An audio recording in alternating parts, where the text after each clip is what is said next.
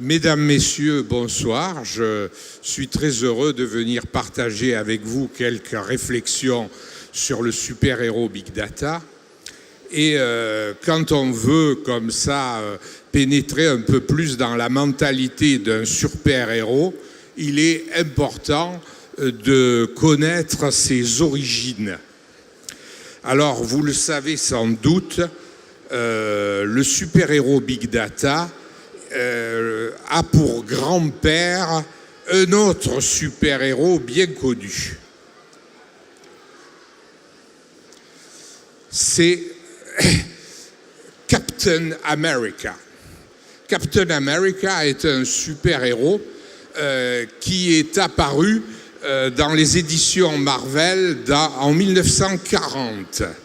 Et vous le voyez, c'est un super-héros dont la principale vocation est de lutter pour la liberté du monde. Et il le fait très efficacement, puisque dès 1940, il combat Hitler à main nue, alors que l'Amérique n'était même pas encore entrée en guerre. Et ensuite, plus tard, il nous libère du communisme. Donc voilà le grand-père. Alors le super-héros lui-même, Big Data, est difficile à représenter. Il est né en Californie, il agit dans le monde virtuel. Alors comment le représenter? J'ai trouvé malgré tout une image sur un site de marketing qui nous représente ce super-héros. Ce que nous apprend cette image, c'est que c'est quand même un super-héros en cravate. Donc, si vous voulez, c'est un employé de commerce ou un manager, ce qui revient un peu au même. Voilà. Alors, maintenant, il s'agit de savoir quels sont les pouvoirs de ce super-héros Big Data. Et là, je vais consulter quelques notes.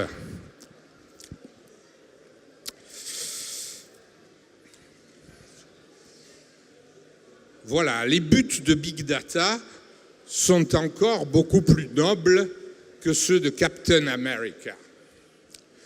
On pourrait dire qu'à long terme, il combat pour la transformation de l'humanité en une sorte de cerveau unique, distribué et interconnecté. Alors vous voyez l'avantage de ce cerveau unique, c'est que vous pouvez faire agir la démocratie au niveau mondial sur la base des avis du plus grand nombre et aussi au niveau local. Cette structure permet aussi de multiples rencontres et elle permet aussi, on le sait bien, d'accéder à tout le savoir de l'humanité. Alors avec ça, les grands conflits vont disparaître, ils vont devenir inutiles, les guerres disparaissent. Voilà, ça ce sont les missions de Big Data à très long terme. Bien sûr, on n'y est pas encore, donc intéressons-nous plutôt à un exemple qui est proche. Le super-héros Big Data s'intéresse beaucoup à la lutte contre le terrorisme. Nous avons vu qu'il avait une vocation d'employé de commerce, mais il a aussi une vocation militaire. En effet, il existe beaucoup de méchants qui ne comprennent pas très bien tous les avantages de notre système et certains sont même très méchants. Alors comment faire pour résoudre cette question? Eh bien, on pourrait par exemple mettre un policier à chaque coin de rue qui se consacrerait à la lutte contre le terrorisme. Mais cette solution est compliquée. On préfère faire agir Big Data qui, lui, va collecter des informations sensibles et va les trier. Par exemple, si vous avez quelqu'un qui écoute la radio arabe Al Jazeera, c'est suspect. Si quelqu'un s'intéresse à l'Iran, au Liban, à la Palestine de trop près, c'est inquiétant. Il va falloir regarder les films, les livres que les gens achètent sur Amazon. les mails et les messages échangés. Voilà, une fois cette recherche grossière effectuée, Big Data a défini un groupe de gens suspects. Et là, il faut organiser une traque plus sérieuse. Donc, il faut suivre les mouvements de ces gens grâce au smartphone, au GPS et à la carte de crédit et autres. Une fois les attitudes franchement hostiles identifiées, alors, surtout si on est un peu loin de chez nous, vers le Pakistan, l'Afghanistan ou la Palestine, on peut envoyer des drones qui vont filmer, reconnaître les faciès et finalement abattre les suspects véritables. Vous voyez, c'est une approche qui est très propre et il devient inutile d'arrêter les gens, de les envoyer à Guantanamo, de les torturer, de faire des procès qui sont longs et qui coûtent cher. Tout est réglé par Big Data qui gère une énorme quantité de données. Voilà. Alors ça, c'est une des missions de Big Data, mais tout n'est pas là. Big Data a aussi des promesses que nous allons examiner maintenant. Alors, je quitte ça et j'en viens aux promesses.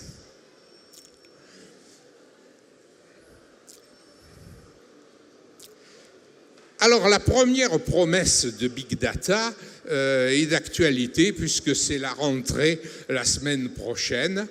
Et cette promesse s'appelle l'école personnalisée. Nous en avons ici une version qui est une version de Économie Suisse, parce qu'Économie Suisse est un allié de Big Data. Alors, c'est un projet destiné à personnaliser l'enseignement obligatoire, à l'école obligatoire. Voilà. Voilà l'adresse du site. Et voilà le rapport que vous trouverez sur ce site si vous y êtes intéressé. Alors, quel est le problème? Eh bien, vous savez qu'à notre époque, l'école est quand même un peu un lieu privilégié de l'angoisse. Angoisse pour les parents, angoisse pour certains enfants, angoisse pour les enseignants. On aimerait pouvoir mettre en place des méthodes qui permettent en quelque sorte, de s'adapter à la mentalité de tous les enfants. Alors, pour les enseignants, c'est difficile. Donc, on va faire appel à des logiciels. Et ça, IBM propose un logiciel qui est destiné à ça. Alors, à l'école, les enfants vont être 2 ou 3 heures par jour en contact avec leur ordinateur. Il leur parle, il leur propose des exercices, il surveille leur progrès et il donne des exercices vraiment qui sont destinés à chacun. L'enseignement est personnalisé, les progrès se font individuellement. C'est donc quelque chose de très utile. Les enseignants, bien sûr, vont continuer à pratiquer certaines activités communes, mais pour l'essentiel, ils vont s'occuper que l'informatique marche bien. Voilà. Alors ça, si vous voulez, je l'ai résumé ici. Il s'agit d'un enseignement sur mesure, axé sur le rythme de chaque enfant et documenté par voie électronique. Et j'ai ajouté aussi qu'en Suisse, l'école privée Schule für individuelles Lernen utilise déjà un logiciel développé par IBM qui permet une individuation complète, car les progrès de chaque élève sont répertoriés et enregistrés. Voilà, donc ça c'est une des promesses de Big Data, la numéro 1. Ensuite, vous avez la promesse numéro 2, qui est la médecine personnalisée. Alors là aussi, vous savez que nous sommes tous différents, et donc à chacun sa médecine. Alors pour avoir une bonne médecine, eh bien, Big Data va mettre à disposition de chaque individu un double virtuel, un avatar qui va être destiné à gérer automatiquement sa santé. Alors vous avez un certain nombre de projets financés par la Confédération, Swiss Personalized Health Network, c'est un projet qui pèse 160 millions. Vous avez Swiss Institute of Bioinformatics et tout ça, c'est l'Europe qui donne l'impulsion dans les programmes Health EU. Alors, comment on va faire cette médecine personnalisée? Eh bien, chaque personne a son avatar, si vous voulez, son fichier, et cet avatar comporte le dossier médical en ligne. On va mettre tout ça pour qu'il n'y ait pas de redondance d'un médecin à un autre. Et puis, alors le dossier médical ne suffit pas, nous sommes tous différents, nous avons des génomes différents, donc il va falloir mesurer le génome de chacun, le mettre en ligne, 25 000 gènes. Il faut vraiment Big Data pour nous aider à faire ça. Alors, vous savez que on dit, des recherches scientifiques, paraît-il, expliquent que la présence de tel ou tel gène est quelque chose qui peut favoriser l'apparition d'un cancer. Il existe même une actrice américaine qui, après avoir examiné son génome, s'est fait couper les 2 seins parce qu'elle avait vu qu'elle risquait d'avoir des cancers du sein et donc elle a pris des mesures avant que ça se produise. Donc voilà l'ADN, mais l'ADN ne suffit pas parce que les gènes ne s'expriment pas toujours. Ce qu'il faut, c'est aller voir les protéines. Donc, il faut faire ce qu'on appelle de la protéomique, et quand on aura analysé toutes les protéines, eh bien, on va avoir un dossier beaucoup plus complet. Voilà. Alors, bien sûr, il faut ajouter les données des différents capteurs que nous allons porter, parce que si vous faites une analyse du sang par an, c'est pas assez. Il faut que vous ayez une puce qui analyse votre sang en permanence. Et grâce à ça, s'il y a une alerte ou un problème, vous allez pouvoir être tout de suite secouru. Voilà. Alors, en plus, le double virtuel peut se transformer en un double thérapeutique. Qu'est-ce que c'est qu'un double thérapeutique? Eh bien, grâce aux cellules souches, on va pouvoir faire pousser des organes qui sont comme les vôtres. Il suffit d'avoir un Fab Lab biologique qui sera connecté à notre avatar virtuel et vous avez les organes qui sont ainsi mis en disposition en cas de problème. Voilà. Et en plus, et ça, last but not the least, eh bien, toutes ces données vont servir à la recherche scientifique. C'est formidable, on va pouvoir accéder et faire des statistiques sur toutes des populations très grandes et donc avoir des résultats très valables. Ça, c'est la promesse numéro 2 de Big Data, c'est ce qu'on appelle la médecine personnalisée et c'est aussi en marche. Ensuite, vous avez la promesse numéro 3, c'est la ville intelligente ou Smart City. Ça, c'est quelque chose d'assez ancien déjà et on peut peut-être voir un petit peu comment ça marche. Alors Smart City, ça date de 2009 et c'est une idée d'IBM. Vous avez là l'article de Fortune qui vous indique que IBM a eu une idée brillante qui permet de sauver la planète. C'est le projet Smart City. Alors qu'est-ce qu'il y a derrière tout ça? Eh bien, derrière tout ça, il y a une statistique que je vais essayer de vous expliquer. En fait, nous assistons dans le monde à la migration des gens vers les villes. Donc, vous voyez, en 1990, 73% des gens dans les pays développés au nord étaient déjà dans des villes. Et dans les pays du sud, seulement 35%. Alors là, il y a des pronostics qui nous montrent que déjà en 2020, on sera à 80% dans des villes et que dans les pays développés, eh bien, ça va augmenter très très vite parce qu'évidemment, en prenant la terre aux paysans, on les pousse à se réfugier dans les villes. D'où vient cette tendance?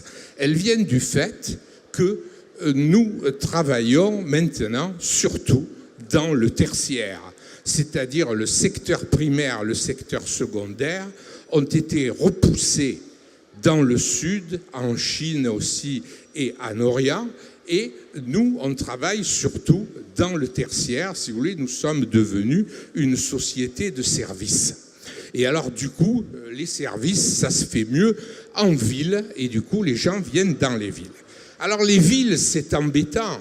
Les villes, il faut gérer les villes compte tenu des problèmes de la planète. Les villes, c'est une consommation d'énergie colossale qu'il faut être capable de contrôler. Et les villes, c'est aussi une pollution qu'il faut être capable de contrôler. Alors, nous n'arriverions pas à le faire sans Big Data. Et IBM nous a donné un moyen de travailler. Voilà la phrase, si vous voulez, du rapport d'IBM. The physical world and the digital world are converging. Et notre monde est devenu instrumented, interconnected and intelligent. Alors, qu'est-ce que ça veut dire? Our world is becoming instrumented. Eh bien, ça veut dire que on va, dans les villes, mettre des capteurs partout parce qu'il est nécessaire de contrôler tout ce qui se passe dans la ville.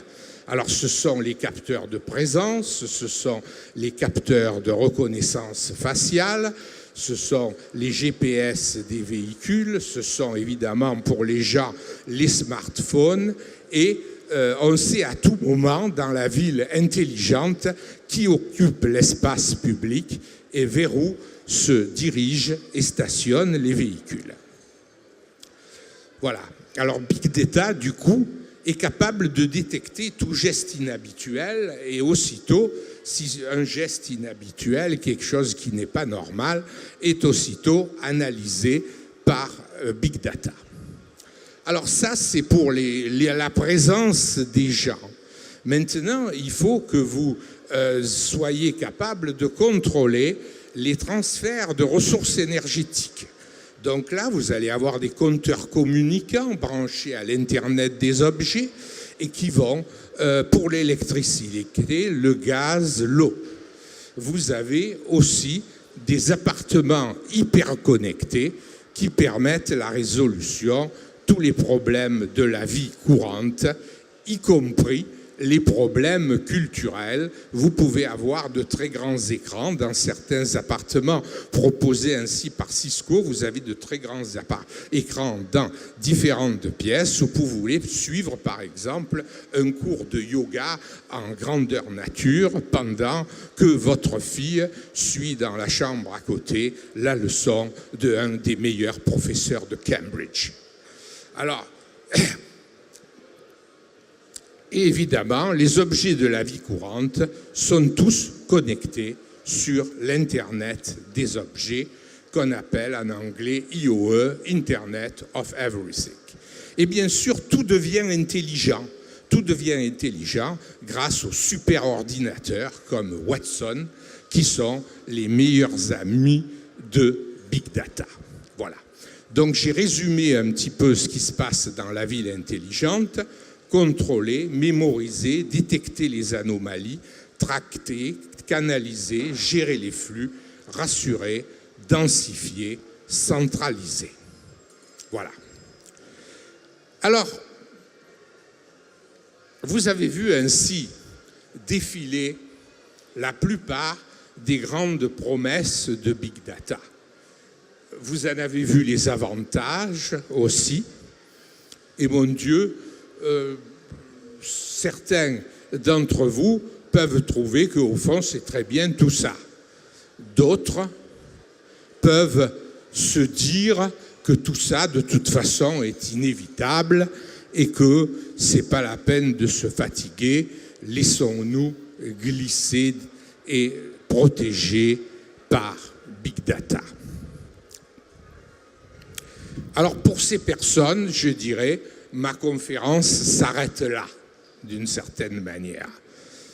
Mais on peut avoir des doutes. Il s'avère que je suis un scientifique et que la science, c'est le doute. Par conséquent, dans la deuxième partie de la conférence, je vais essayer d'introduire quelques doutes et je commence, si vous voulez, par cette photo d'un photographe africain que j'ai vu dans une exposition cet été et qui nous donne sa réaction vis-à-vis de la Smart City, de la ville intelligente. Alors, voyons je vais donner donc quelques idées comme ça qui poser quelques questions finalement sur tout ça. Alors vous voyez, dans la ville intelligente, c'est assez génial parce qu'il n'y a plus rien à faire dans la ville intelligente. Vous savez, il suffit de lire votre smartphone, vous avez tous les matins l'endroit où vous vous dirigez pour les transports qui est le plus commode, ou le covoiturage, ou tout ça est prévu. Chez vous, par exemple, eh bien, la compagnie d'électricité va mettre automatiquement en route votre machine à laver au bon moment et en échange, elle vous fera une ristourne sur l'électricité. Donc tout ça va se passer tout seul, si vous voulez. Donc tout se passe tout seul, c'est un peu inquiétant. On peut juger que c'est inquiétant parce que du coup, les habitants de la ville intelligente sont totalement dispensés d'être intelligents. Alors, est-ce que c'est quelque chose d'agréable? Je vous laisse juger. De même, la santé personnalisée, c'est aussi quelque chose où vous avez un écran dans votre salle de bain qui vous donne les instructions sur votre état de santé, les risques, tout ça. Votre assurance maladie est aussi au courant et vous fait les ristournes qu'il faut si vous êtes quelqu'un en bonne santé et si vous vous entretenez en faisant du footing tous les jours. Et voilà. Alors ça aussi, ça peut gêner certaines personnes.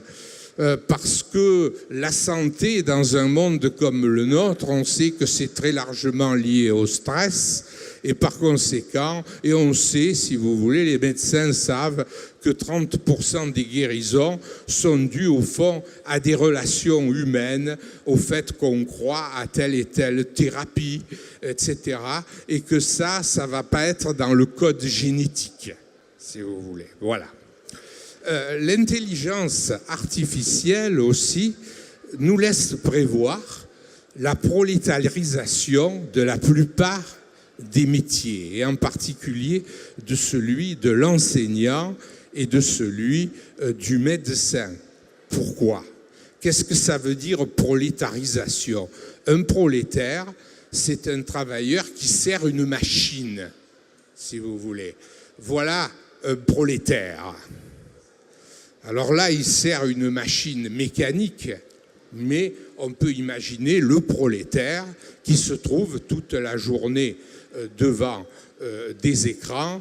Il sert aussi une machine. Et le problème, par exemple, de la médecine personnalisée, c'est que le médecin, si vous voulez, n'a plus le contrôle de la situation parce que lui, il n'est pas capable de contrôler la génomique et la protéonique et tous les derniers progrès de la recherche médicale. Donc, au fond, ça va être un technicien de l'ordinateur, de même que l'enseignant à l'école avec l'enseignement personnalisé, où ça devient aussi un technicien de l'ordinateur. Voilà encore une autre machine. Et puis voilà le manager et le prolétaire dans une relation de surveillance imaginée par Charlie Chaplin, mais qui est devenue tout à fait possible aujourd'hui, même dans les toilettes. Voilà. Ça, c'est un certain nombre de doutes que j'exprime. Ensuite, j'ai réfléchi à la question de la ville intelligente. En effet, comme c'est un projet assez ancien, il existe des villes intelligentes qui se sont construites. Alors je me suis dit, allons visiter une ville intelligente pour voir comment c'est, quoi. Et donc là, nous sommes dans une ville intelligente en République arabe unie qui s'appelle Masdar. Alors nous sommes arrivés à Masdar un samedi matin. Moi, je m'attendais à trouver une ruche, si vous voulez, quelque chose. Bon, on arrive là et on voit que la ville, qui est par ailleurs architecturalement assez intéressante, on voit que la ville est absolument déserte. Voilà. Ça, c'est un ami qui était avec nous, mais il n'y a personne dans cette ville intelligente. Alors finalement, comme dans cette ville intelligente, il y a quand même des instituts scientifiques, des choses comme ça, alors on rencontre une jeune étudiante que vous voyez à gauche qui faisait une thèse dans la ville intelligente. On lui demande comment ça se fait que cette ville est déserte. Ça, c'est ma femme qui discute avec l'étudiante de la ville intelligente. Alors la personne répond: ah, mais vous savez, c'est comme ça parce que personne n'habite ici. Nous, les étudiants, si on est là, c'est parce qu'on est obligé. Mais tous les professeurs, les gens qui travaillent ici n'habitent pas là parce que c'est une ville qui n'a pas d'âme. Et ça, c'est donc, si vous voulez, le principal obstacle à la ville intelligente. Et on a trouvé aussi ce genre de choses en Corée. Là, c'est un article d'un Coréen qui est un urbaniste coréen et qui a analysé des villes intelligentes en Corée et en Chine. Il arrive à la même conclusion que la ville intelligente n'ayant pas d'âme, eh bien, elle a beaucoup de peine à se mettre en place.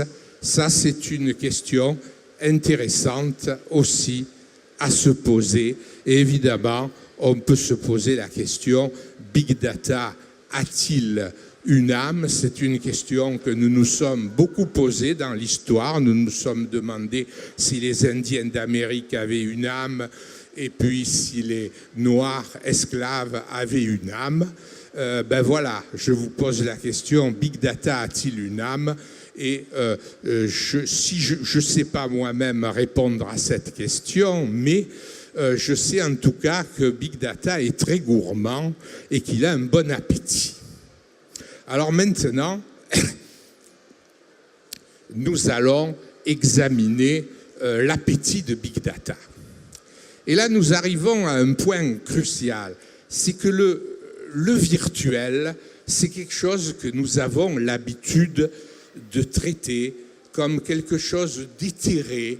Voilà, le virtuel, c'est presque spirituel, si vous voulez. Tout se passe par des ondes, etc. Mais en réalité, ce n'est pas du tout ça. Si regardez autour de vous les fils qui sont ici et tout et il faudrait demander à Marc Atala combien il a fallu payer d'électricité pour ces 3 jours de festival. Mais tout ça n'est pas du tout virtuel. Et derrière toutes les machines que nous avons, qui ne coûtent pas grand-chose parce qu'on les fait fabriquer par des esclaves de l'autre côté du monde, eh bien, il y a plein de matériaux là-dedans qu'il faut récupérer à droite et à gauche. Et voilà, et ça pose un problème. Vous voyez ici, par exemple, l'image d'une mine à ciel ouvert dans laquelle des enfants viennent récupérer des minerais. Ça, vous avez une estimation de l'UNICEF qui vous dit qu'il y a approximativement 40 000 enfants qui travaillent dans les mines, et ceci dans la seule République démocratique du Congo. Il y en a encore bien autant en Amérique latine dans différents endroits. Et puis vous avez le problème des déchets. Le problème des déchets, c'est qu'un ordinateur qui a plus de 5 ou 6 ans ou un téléphone, un smartphone qui a plus de 5 ou 6 ans, ça se réduit en déchets. Et ce déchet, qu'est-ce qu'on en fait? Où on le met? Comment on récupère tout ça? Ça, c'est des déchets ici en Suisse. Voilà. Enfin, si vous voulez, comme je le disais, Big Data a un sérieux appétit. C'est-à-dire que là, il y a un chiffre pour 2014, la consommation électrique d'Internet, et on ne parle même pas de ce que vous consommez chez vous, mais c'est seulement la consommation pour faire fonctionner les réseaux et les serveurs. C'est à peu près 10% de la consommation totale en moyenne en Europe. Et si vous voulez, ça correspond à peu près à l'électricité pour s'éclairer. Donc on en est en 2014 à peu près à la même quantité d'énergie pour faire marcher Big Data que pour s'éclairer. Et si on attend maintenant 20 milliards d'objets connectés sur Big Data, on attend des programmes, des promesses dont je vous ai parlé, alors on peut se demander comment on va faire pour tout ça. Alors les industries disent oui, on va avoir des serveurs 1000 fois, qui consomment 1000 fois moins. Nous les attendons, c'est intéressant. De même, la dépense pour la cybersécurité, alors ça a été évalué très sérieusement par les compagnies d'assurance, parce que les compagnies, comme vous le savez, sont en train d'assurer le risque de piratage. Et donc ça aussi, vous voyez, en 2014, c'était 445 milliards par an. Pour vous donner une idée, le marché des matières plastiques dans le monde entier, c'est 300 milliards par an. Donc vous voyez, on est quasiment bientôt à 2 fois le marché des matières plastiques. Voilà. Enfin, la dernière question importante, c'est qui tire les ficelles du super-héros Big Data? C'est ça, où se trouvent les centres de pouvoir dans tout ça. Ce ne sont pas les pays qui sont capables d'assurer ça aujourd'hui, et surtout pas en Europe où finalement on a renoncé à avoir notre propre informatique. Donc, si vous voulez, les ficelles du super-héros Big Data, eh bien, elles sont tirées par les compagnies multinationales en tout genre, et pas seulement les GAFA. Pas seulement les GAFA. Vous avez vu des acteurs extrêmement importants comme Cisco et IBM, qui ne font pas partie des GAFA, et puis vous avez aussi tous les gens qui s'occupent de matières premières, etc. Donc ce sont les multinationales en tout genre qui travaillent dans la plus grande opacité, alors que nous sommes soumis à une transparence totale, qui travaillent dans la plus grande opacité. Ces multinationales font-elles preuve de responsabilité? Je vous pose la question, et en tout cas d'autres personnes se la posent en Suisse. C'est l'initiative multinationale responsable qui a été déposée et qui me paraît quelque chose de très intéressant. Il faut bien voter pour cette initiative multinationale responsable. Voilà. Alors, pour plus d'informations, Marc Atala vous le dit, il y a le petit livre « Les utopies du XXIe siècle ». Et avant de vous céder la parole,